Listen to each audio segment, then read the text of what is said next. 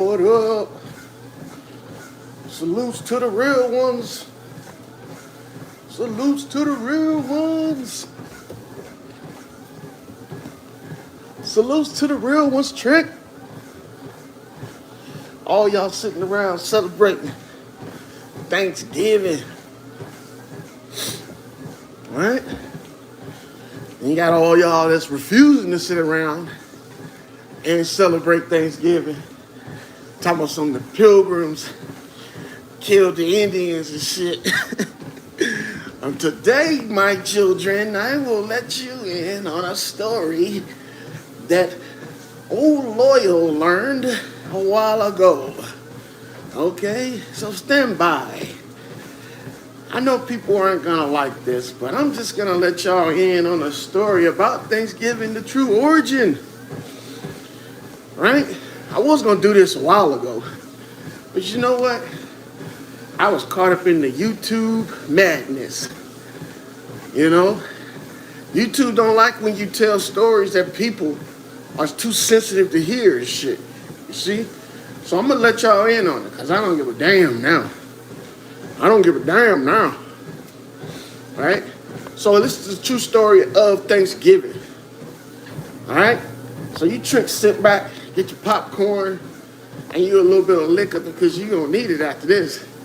Because y'all don't realize where this Thanksgiving story came from.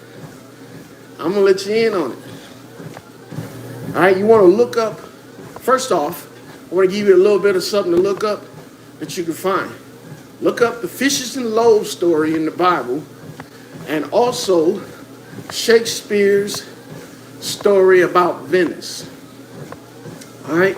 It's not Venice, it's called The Merchant of Venice. Okay?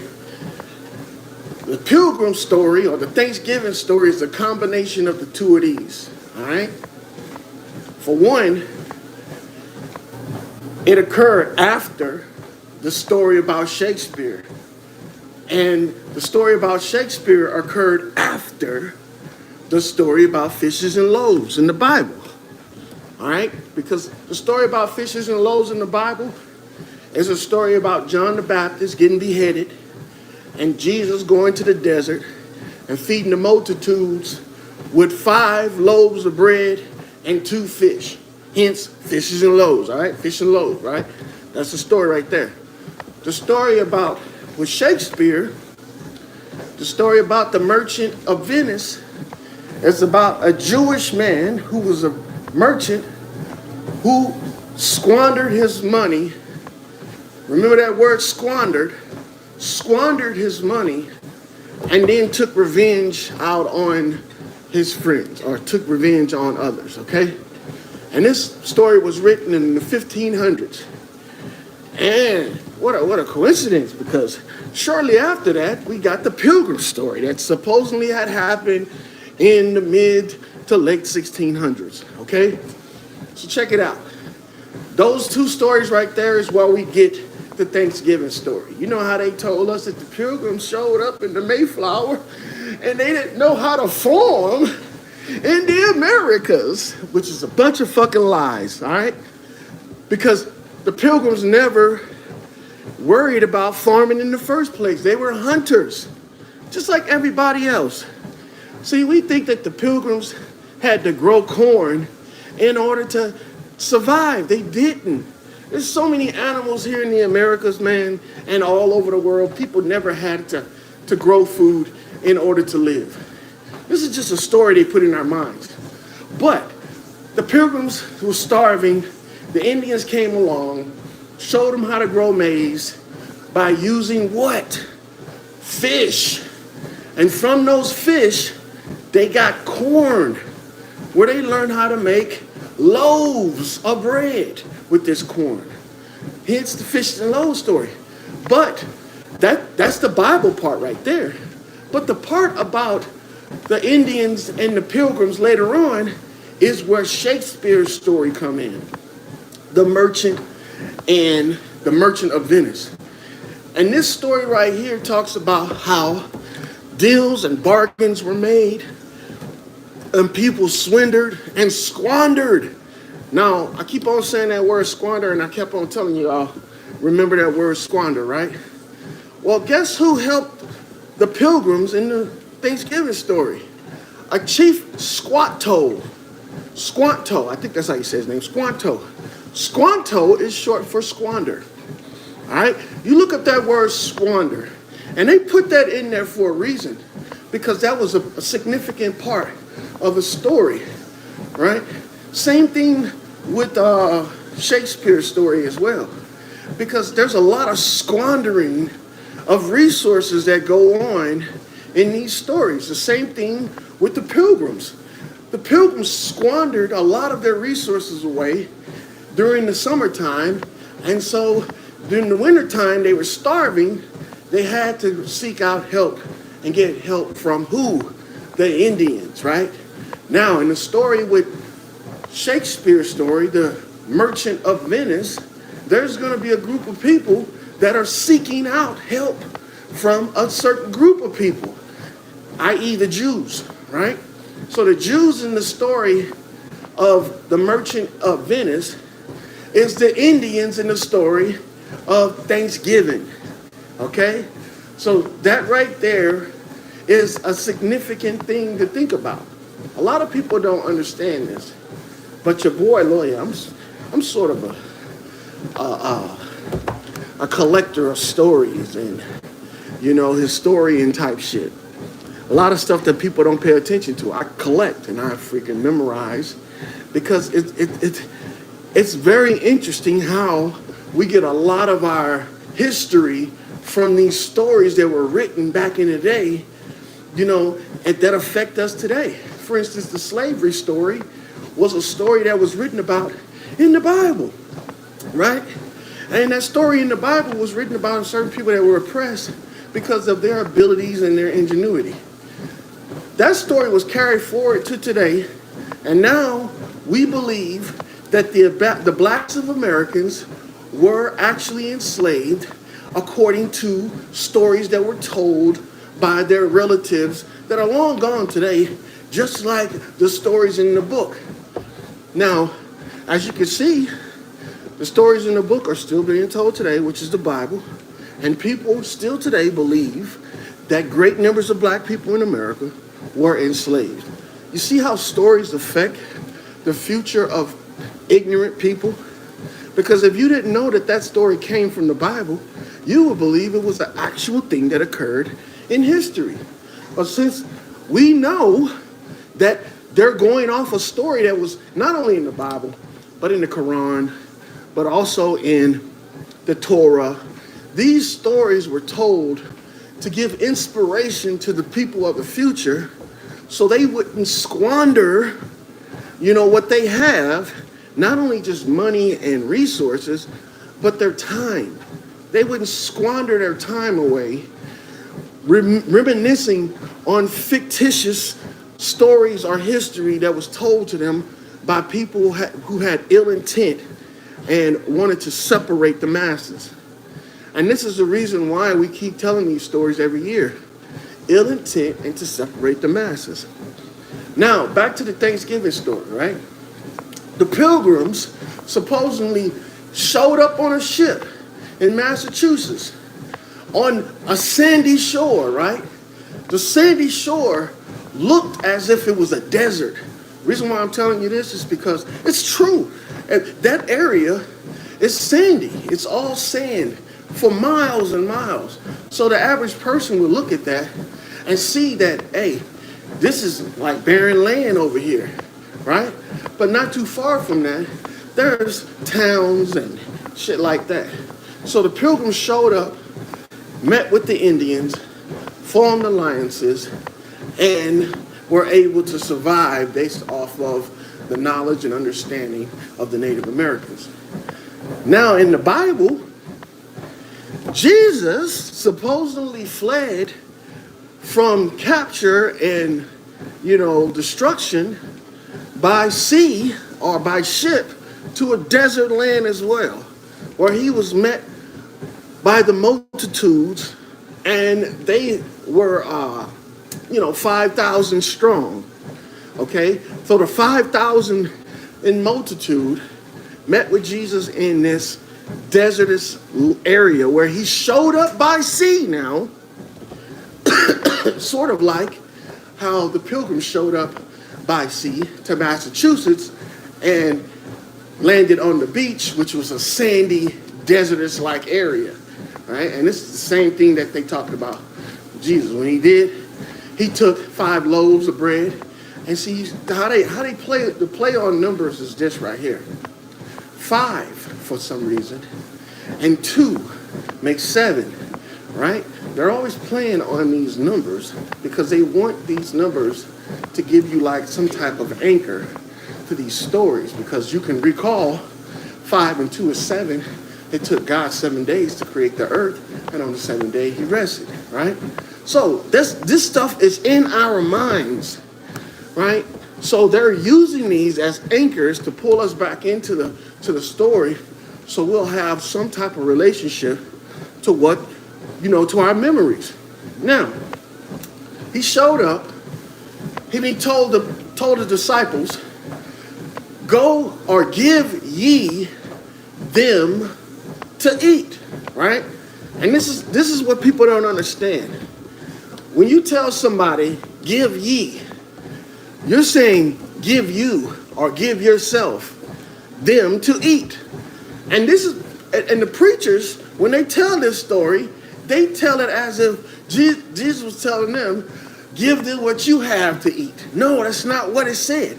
It said, give ye them to eat, which means that he was saying, give yourself to them to eat. Now, I've talked about who and what these disciples are, and I've got a lot of criticism from it, but these disciples are not men, they're animals. Because discipleship is something that animals do, not humans, all right? We don't follow blindly. Well, some of us do. Some of us don't. But if you look at the origin of that word disciple, you will realize that it's not a word that humans usually used. Humans actually, despise discipleship because that was something that they considered the animals to do. Animals suckled and followed blindly other animals when they came into existence. Now, back to the story with Jesus telling his disciples to give yourself so they can eat. Now, why is that important? Because that alludes that the story is not talking about men, it's actually talking about animals. Okay? So if I show up on shore and I got my provisions with me, and my provisions is animals, and I say, there's a lot of people out here to eat, but I got these animals, we're going to slaughter them and give them to the people, right? That's what they were talking about doing in that story, the fishes and loaves story, right? The whole story was talked about. It was almost like a metaphor for how to feed large masses of people, right? Or how to control and not squander your resources, right? Because that's the whole thing about utilizing 5 loaves and 2 fish. They didn't squander their resources. They used every bit of it. And then when they got done feeding all these people, 5,000 men beside women and children, right? They still had 12 baskets left over. And see, what does the 12 have to do with it? Because you got 7 days in a week, 4 weeks in a month, and 12 months in a year. So they're telling you literally, they're giving you chronological stories about the days, and then they're also telling you about how long this stuff can last by saying the 12 baskets is what was left over. It was enough for a whole year if you don't squander your resources. Now, what is that? How does that relate to the Pilgrim story? Well, let's just think about it. The Pilgrim story started off with the Pilgrims leaving from England, coming to America, fleeing religious tyranny. Religion, see what I'm saying? Fleeing religious tyranny. When they got here, they made themselves makeshift dwellings, and they brought in the harvest because when they came, it was in the summertime. So corn was growing everywhere, supposedly in this story, right? Well, when the seasons come around, and winter comes and plants aren't growing readily, they were trying to figure out how to grow food for the next season. And they couldn't figure it out. But I don't know how, when they came in, that they grew the corn and harvested it before the season came. In order to get the help from the Indians, they would have to be in some type of distress, which when the story starts, they weren't in any distress. They were able to sail across the ocean's blue to get here without any help, only to fall victim to starvation. It doesn't even make sense. That's why I knew when I read the story as a little kid that this story was not talking about people traveling long distances and having to team up with a bunch of savages in order to grow food. And what they showed us, that the way that they helped them in this story was they showed them how to make the first fertilizers, the first fish emulsion fertilizers, by breaking up the fish and burying it underground where the seeds grew. It's to give the seeds nutrients so the plant can grow. See, so the whole time this story about Thanksgiving is being passed on, they're actually passing on the fishes and loaves story from the Bible with a little of the Shakespearean story, the merchant from Venice or of Venice from the 1500s, along with that, okay? I think that people should look into Shakespeare because Shakespeare utilized a lot of stuff from the Bible to write his plays and to write his stories. You know, what was that story about that he wrote? I think it was Romeo and Juliet. Another story from the Bible. A King David story from the Bible, to say, you know, with a weird twist and shit. But look, that's another story. Let's finish talking about this Thanksgiving thing, right?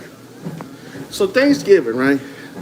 After the Pilgrims were assisted by the Indians, supposedly treaties were broken, and the Indians and the Pilgrims became mortal enemies, and later on were driven almost into extinction, allowing the Pilgrims to take over and colonize America and diminish the Indians. Okay, that's the story they pushing, right? That's the story they pushing. But they ain't pushed to you that the Indians and the Pilgrims were the same people. They would not tell you that because guess what? They want to paint the story that the Indians were the white man and the Pilgrims were the Redskins or the indigenous of this land, right? But in actuality, the Pilgrims and the Indians were relatives. The Indians were a mix of Melungeon and Huguenot immigrants that came to America via the bridge or the ice bridge of the North. Came to America that way.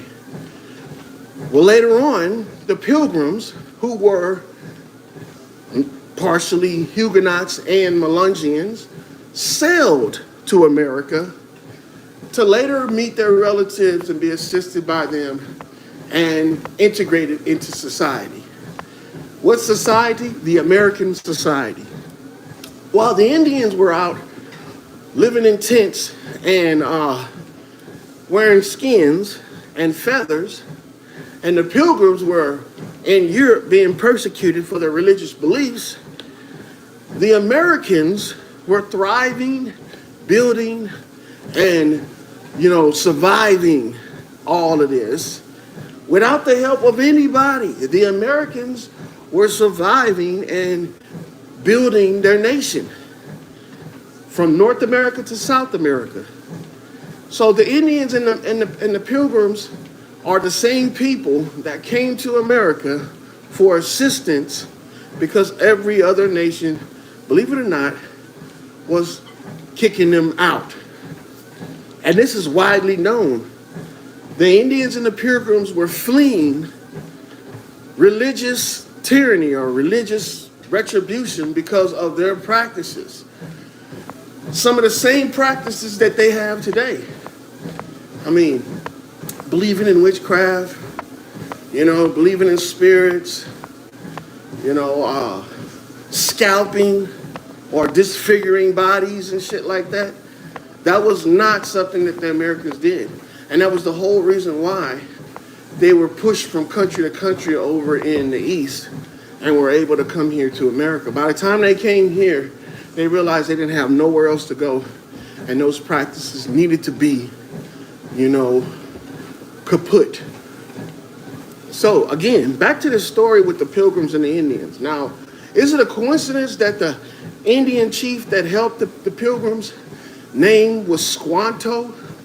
And Squanto is short for squander, right? And with this play on words, in today's society, people don't tie those two things together because we hardly read. We get all our information given to us by AI, automatic instructions, not artificial intelligence, automatic instructions. So we get all our information told to us by automatic instruction, AI. Okay? So with that being said, people wouldn't tie in these two stories together with Shakespeare and the Bible because, for one, these stories bring up a deep-seated hatred that was, you know, put into people to believe that a certain group of people came along and took something from them and shit. And this is the tactics that they use, especially on these holidays, to keep these memories alive, when the stories all along were a fabrication.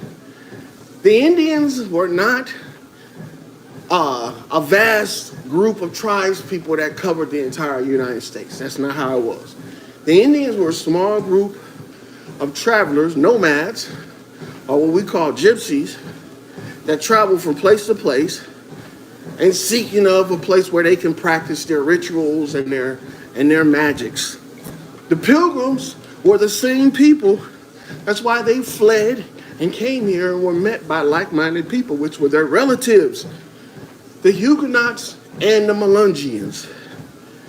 Now, you would ask, how you got proof of this? Well, the Muskogee Church of the Huguenots was started by the Pilgrims and later on becoming part of the tribes. So from the Huguenots came the Muskogee tribe. Now they put these stories out here about the Indians and the federal tribes and stuff to give validity to the fact that these tribes were all started governmentally. These tribes were started by the government and backed by the government. Now, what government backed them back then? The American government, which now today is disguised as Congress. Now, there's still remnants of this old American government, and they form it in the basis of these, what they call caucuses. See, because this is what you don't understand. Congress is what controls everything in this country, not the states. Each state has to have a congressional representative. And why is that significant? Because for a long time, the only caucuses or congresses that existed were all black. Now, why is that important? Well, because if you control the country, then everybody else is just a puppet. You know, and that's what's been going on. The Congressional Black Caucus was said to have been discovered or created in the 1970s, right? But that's a lie, because Congress was studied or was created before the United States was ever created itself. So in order for United States to be created, they had to be backed by a Congress. Well, if a Congress was around, that means that every state had to have a congressional representative. Hence where the Congressional Caucus came from. So if every state, from what they say, right, was 13 back in the day, had 13 congressional members of Congress, okay? Some of these congressional members of Congress got together and wanted to forge a document that supported their framework of a nation. The Constitution is a copy of the first continental or first constitutional reverence, which was actually a religious document, right? The first Constitution was a religious document because it gave people spiritual rights. You know, the right to be free, the right to think and say what they want, the right to the protection of their property. And from that, we created the Constitution of the United States. Now, I believe that there's still a copy or still literature about this first Constitution or religious Constitution that was used in the Americas before Congress converted it to a government document or a civil document. And that document right there was used to push a lot of the rhetoric that we're going through right now. Also to create these stories in order to keep us focused on what the true mission of what the United States was created for. The United States was created for protection of the whole body of America. So if one part of the United States was being attacked, all the other states would come to the rescue and assist.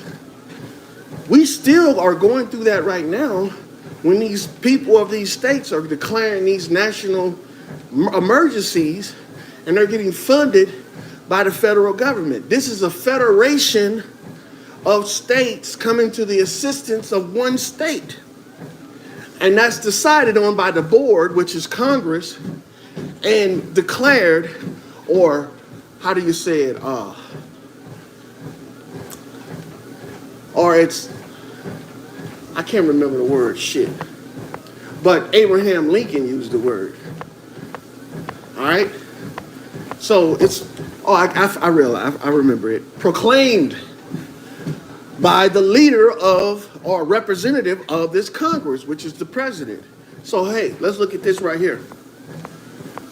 If Congress was around before the United States, and this Congress is still here today, what is the oldest Congress known to the Americas and the United States? And I guarantee they'll tell you that it was the United States Congress, but it's not.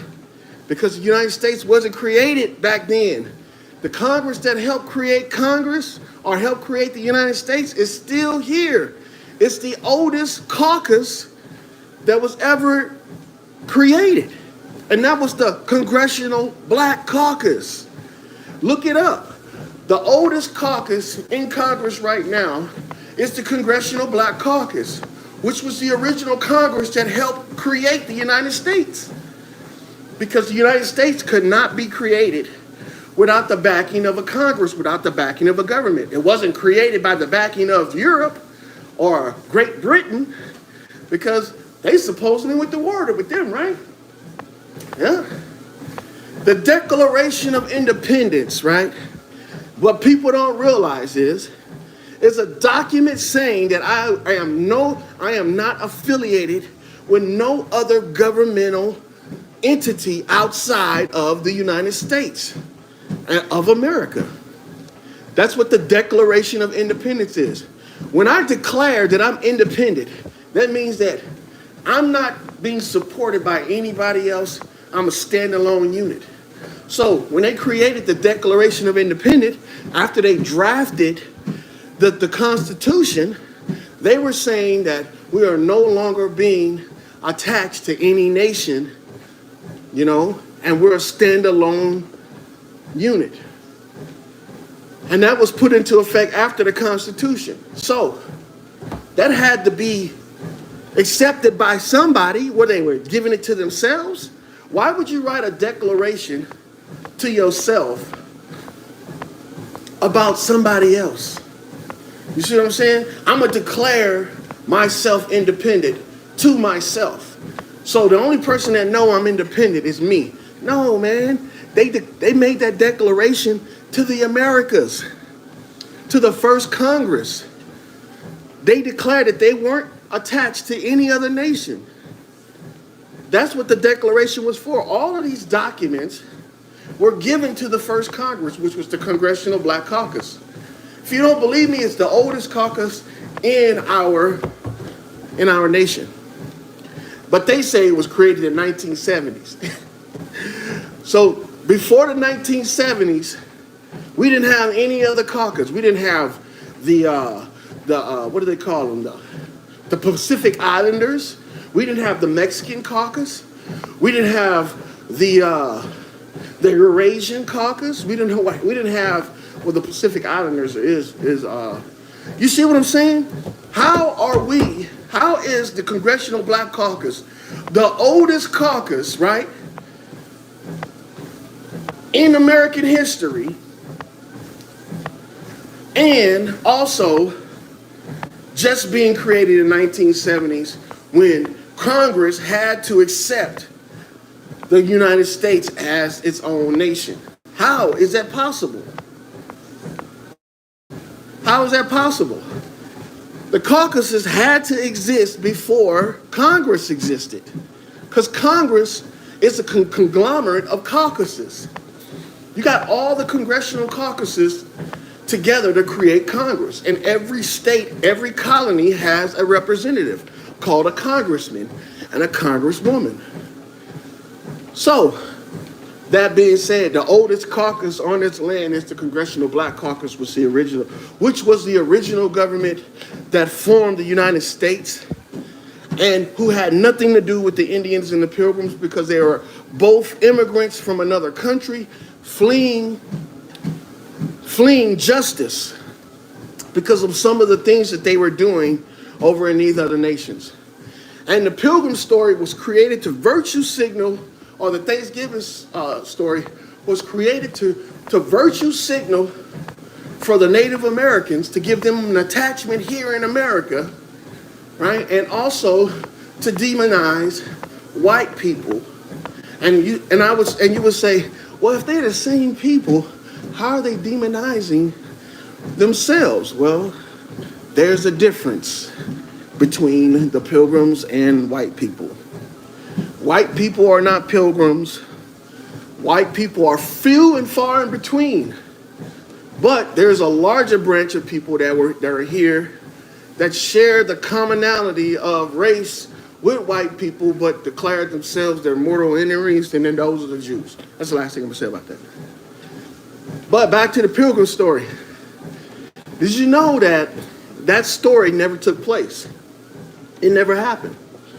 Because when the Pilgrims came here, there was already a nation established. That's why when the Indians came here, they were able to survive and, live comfortably and send for their late relatives to come across the ocean and stay here as well. So when the Indians became established here, right, and formed their own nation, which they were called the 7 civilized tribes, you know what I'm saying? And they came before the 13 colonies, or became the 13 colonies. The tribes became the colonies, because that's how everything works in nature. You got a herd, a tribe, a colony, and then you have a nation of people. All of this shit goes together. People in America never were in tribes because tribalism, right, is something that animals did. Animals grouped up into tribes, aka herds. That's not something humans did. We were independent of each other, just like we are today. But they're trying to pull us back into it. They're trying to get us to have a herd mentality. You heard them say that during COVID a lot. Trying to curb the herd, or whatever they was calling that shit. But they wanted us to have a herd, mentality. You know what I'm saying? So these are things that they continuously throw at us in order to get us off of our game. To get us off our game. Salutes buffering. I'm going to tell you right now, Thanksgiving is saying, thank God I didn't have to go through what my ancestors went through. That's what Thanksgiving is saying. But since the Indians and the Pilgrims weren't my ancestors, I don't have to Thanksgiving. I don't have to thank God for what my relatives went through, because we didn't go through that. So, unless you know that you are a descendant of the Pilgrims or the Indians, that doesn't really apply to you. It's just like Passover doesn't apply to everybody either. You know, all of these different types of memorials that they put forth, all of that stuff is only for a certain group of people. And they know who they are. You know, and we know who they are. It doesn't take explanation to put this information out. But at the same time, it's good to know this stuff because, hey, this information is not being passed around to people. So those two things you need to look into for Thanksgiving, right? It's a combination of Shakespeare's writing in the 1500s about the Merchant of Venice and the fishes and loaves story in the Bible. And we can talk about that later on if you want, if you guys want to go through that stuff. You know, but y'all should be able to find that, man. These are easy things.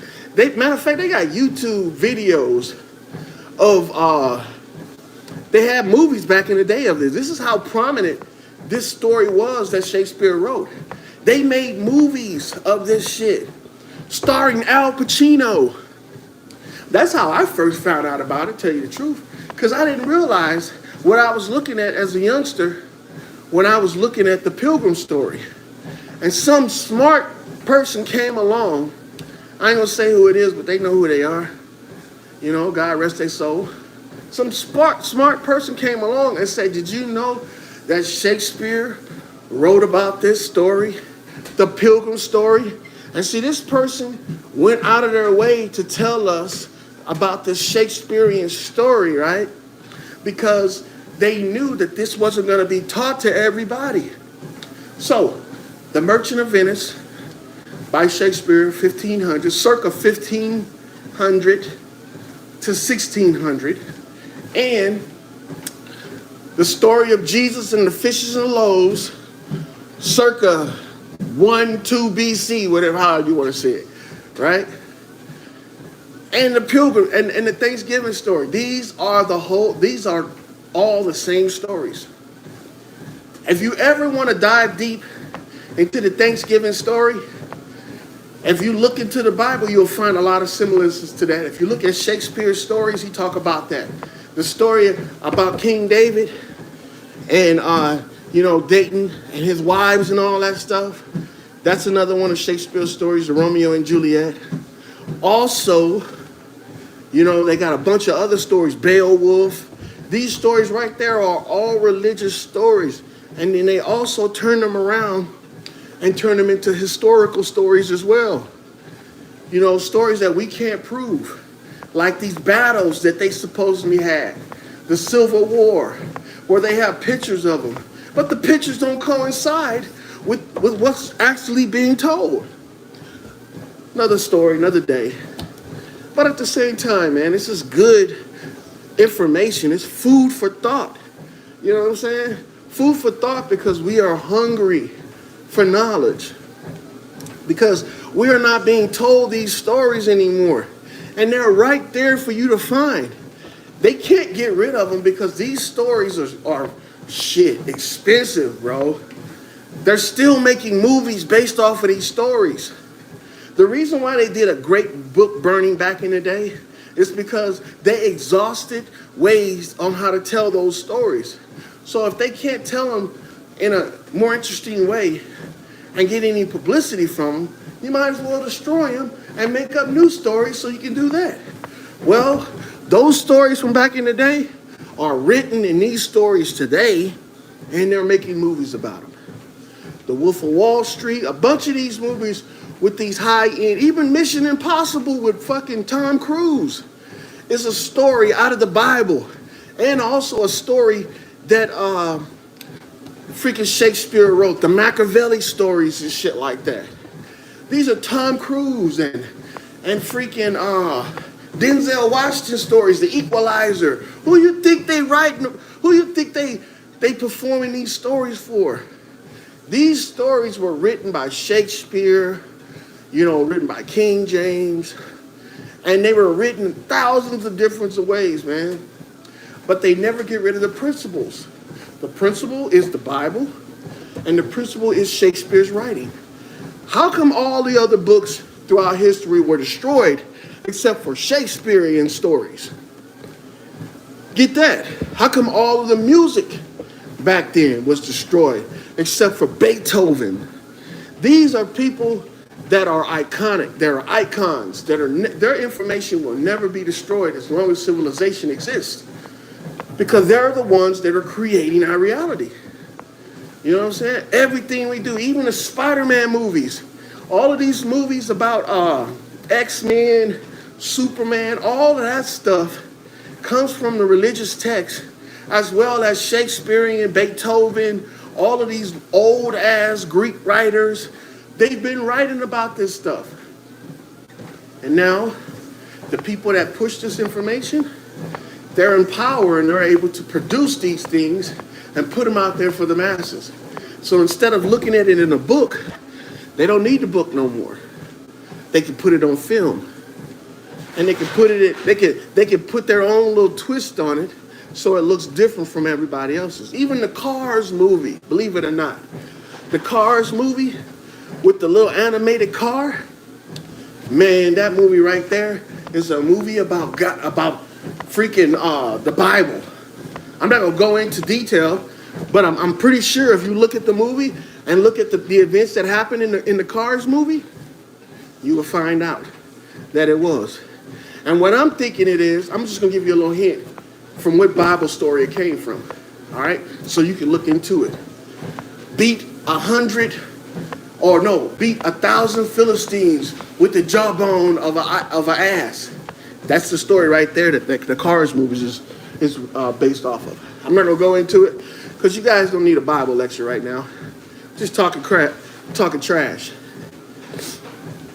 Because I be on this treadmill, man, and this is a perfect time for me to get my walk in, and also share a little bit of the shit, share a little bit of the madness that your boy Lloyd has locked up in his vault.